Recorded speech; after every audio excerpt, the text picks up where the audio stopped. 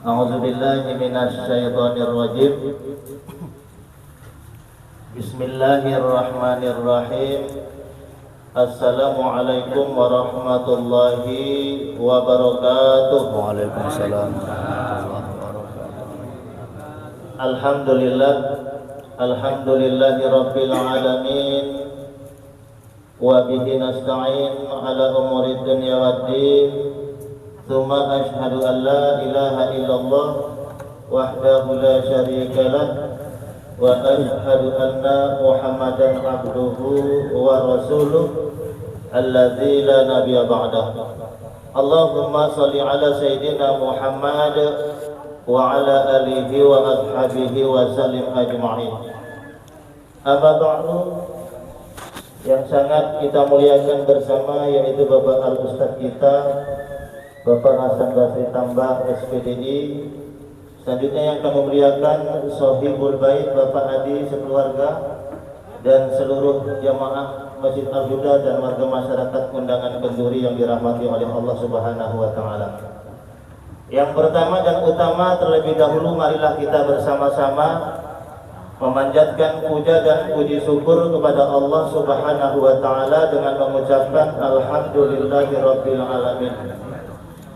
Dan selanjutnya bersama pula kita sampaikan selawat kepada Nabi kita Nabi Muhammad sallallahu alaihi wasallam dengan mengucapkan Allahumma shalli wa sallim wa barik alaihi.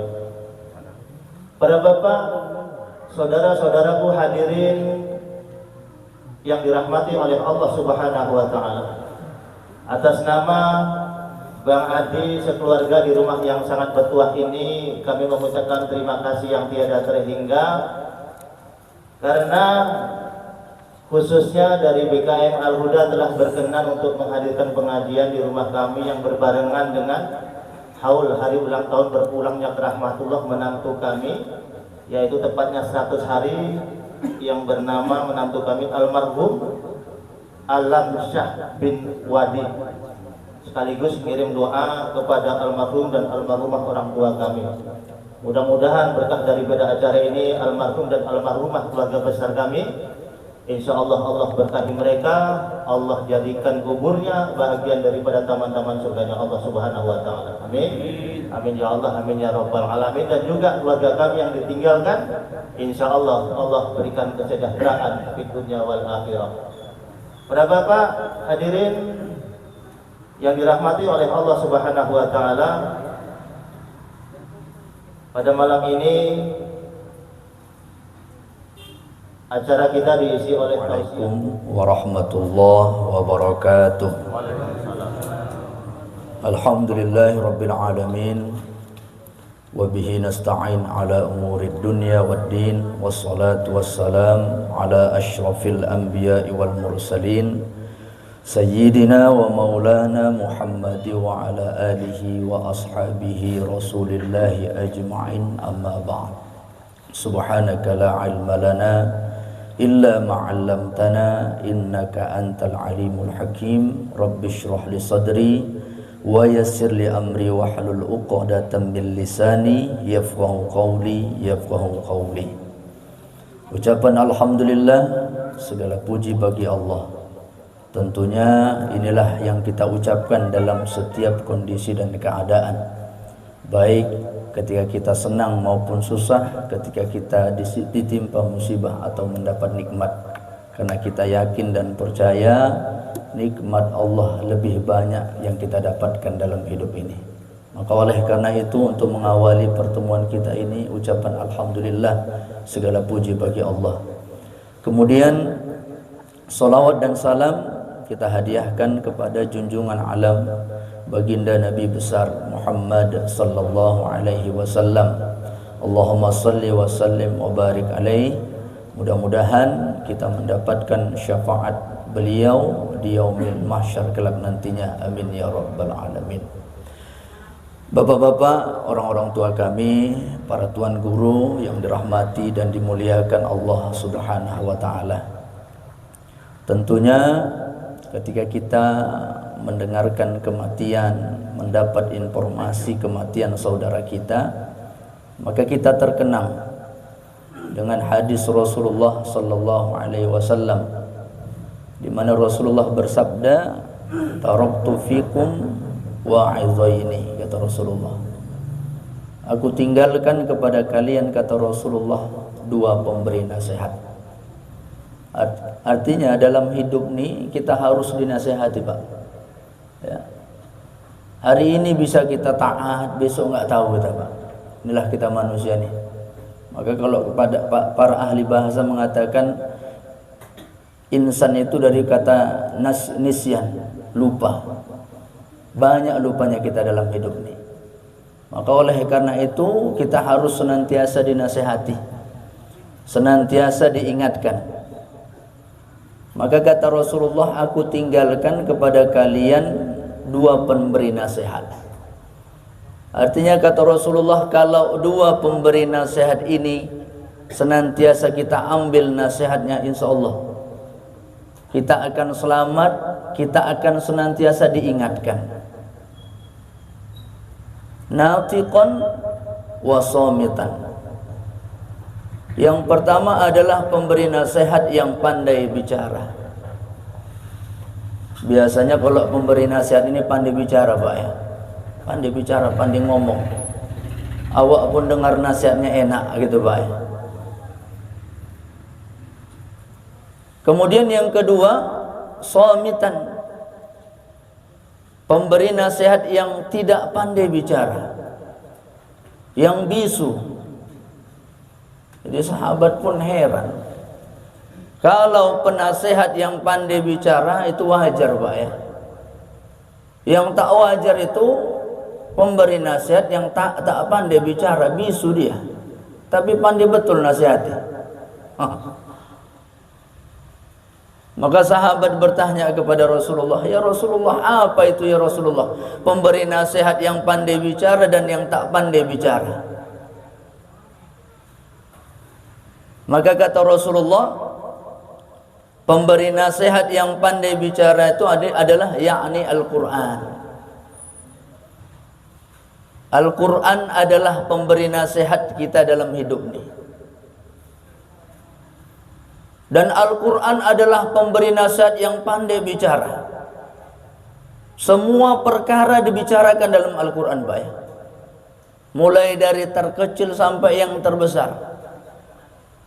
Mulai dari masalah yang sepele sampai masalah yang besar.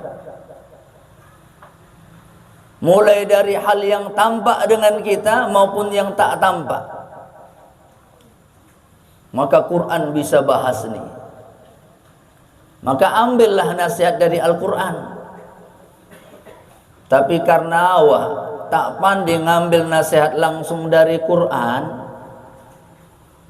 jangan pula pandai-pandian awak, Pak. Ngapain dengar nasihat Ustadz, langsung Quran aja. Dibelinya Quran terjemahan, Pak. Dimaknai sendiri, sesat. Artinya apa? Kalau kita mau ambil nasihat dari Al-Quran tuh, maka dengarkan nasihat dari orang-orang yang mengerti ilmu Quran. Artinya apa? Hadiri majlis ta'lim, majlis ilmu. Dengan menghadiri majlis ta'lim, majlis ilmu, kita diingatkan kembali.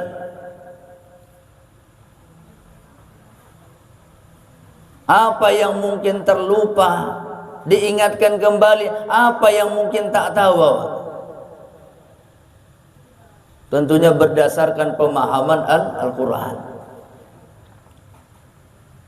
Ini kata Rasulullah. Kemudian yang kedua, pemberi nasihat yang tak pandai bicara, bisu, tapi pandai betul nasihati. Walaupun pernah kita ngerasakan nih, Pak, ya. Saya kalau orang tua saya udah diam, takut betul saya tuh. Apalah salahku nih, kok diam ayahku nih. Gitu, Pak, ya. Nggak ngomong dia, diam aja dia. Kupikirlah, wah, apalah salah wah. Aduh. Tapi yang dimaksud Rasulullah dengan pemberi nasihat yang tak pandai bicara ini apa? Al-maut, kematian. Jadi kematian ini sebenarnya nasihat buat kita, Pak, bagi yang hidup. Mengingatkan bagi kita yang hidup. Maka kata Rasulullah, wa kafa bil mauti wa'idho. Sebenarnya kalau kita mau ambil nasihat, kematian itu udah cukup pemberi nasihat buat kita, Pak. Jadi walaupun kematian itu tak ngomong sama kita, tak bicara dia sama kita, tapi sebenarnya dia ngasih nasihat buat kita, Pak.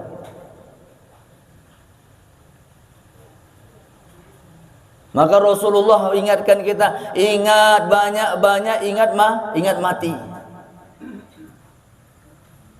Di antara nasihat yang disampaikan oleh kematian yang pertama,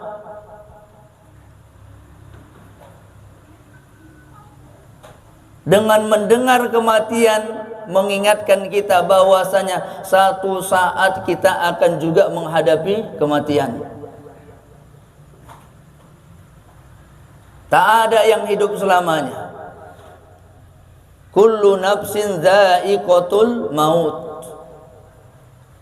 Setiap jiwa pasti akan menghadapi yang namanya kematian.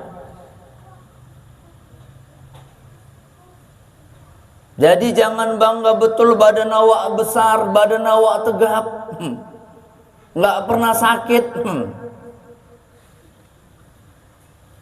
Bangga betul deh. Dan seakan-akan lupa bahwasanya dia akan mati.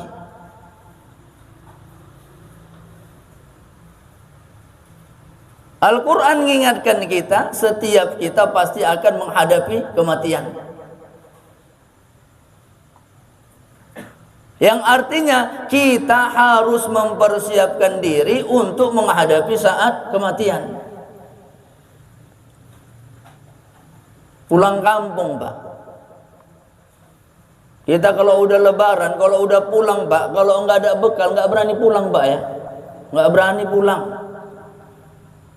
Paling sedikit aku kalau udah pulang kampung 2 ikat 3 ikat. Kalau nggak megang gitu nggak berani aku pulang. Buat alasan lah. Artinya apa? Di dunia ini aja ketika kita pulang kita harus mempersiapkan diri bekal. Maka oleh karena itu, yang pertama nasihat daripada kematian ini mengingatkan kita bahwasanya satu saat kita akan menghadapi kematian. Tak ada yang abadi dalam hidup ini. Kalau hari ini saudara kita yang dipanggil oleh Allah, tak ada jaminan besok siapa.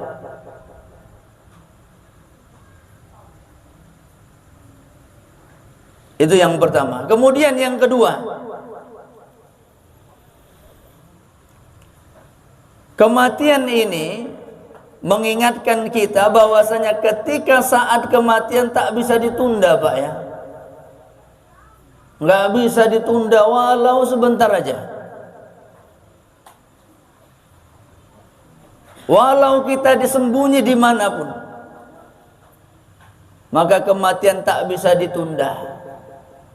Dan kematian ini tak lihat apakah kita orang kaya orang miskin. Yang kaya kena, yang miskin apalagi. Kematian ini enggak lihat sehat atau sakit, Pak. Orang tua saya, Pak, dari SD saya sakit terus, Pak, sampai sekarang. Tapi alhamdulillah panjang umurnya, Pak. Cuma kalau udah nelpon takut-takut, Pak. Apalah beritanya ini. Tapi alhamdulillah sampai sekarang. Ada orang yang sehat-sehat saja, nggak ada masalah. Begitu dapat kabar, terkejut awak, Pak, ya. Baru aja jumpa, baru aja kumpul tadi, siap sholat tadi, duduk-duduk kami tadi. Nggak percaya, Pak. Tapi itulah kematian tuh. Kalau sudah datang saat kematian, maka kematian itu tidak bisa ditunda. Kemudian yang ketiga, persiapkan bekal lah. Itulah yang paling utama. Jangan kita sibuk-sibuk cari ilmu, cari guru yang bisa tahu kapan awak mati. Ini cari guru yang bisa tahu kapan mati, Pak. Wah, di sana hebat gurunya itu. Tahu dia kapan awak mati. Bukan kapan matinya yang perlu awak persiapkan, tapi yang awak persiapkan apa bekal awak setelah menghadapi kematian.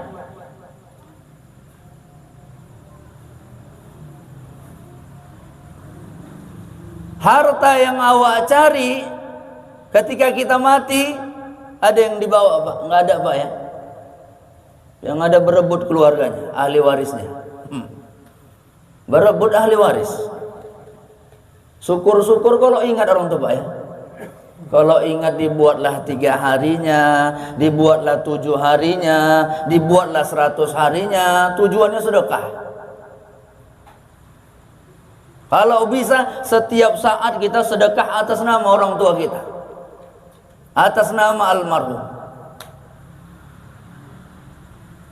Nggak bisa pakai sedekah harta, minimal kita hadiahkan bacaan awak. Bacakan Fatihah, kirim ke orang tua awak, kirim ke saudara awak.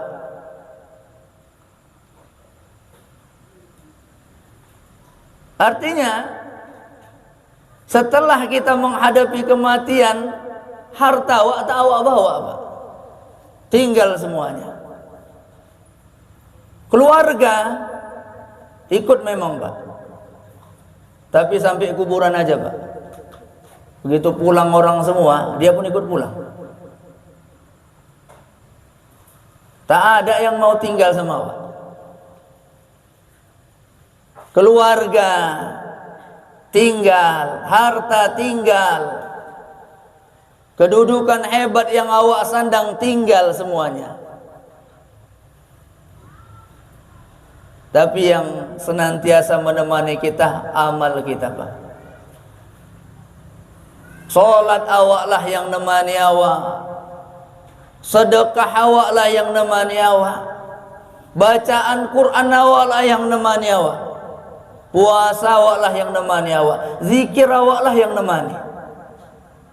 Artinya perbanyaklah bekal kita, amal ibadah kita, karena semua itulah yang menjadi bekal kita menghadap Allah Subhanahu wa taala, yang akan menemani kita setelah kita menghadapi kematian.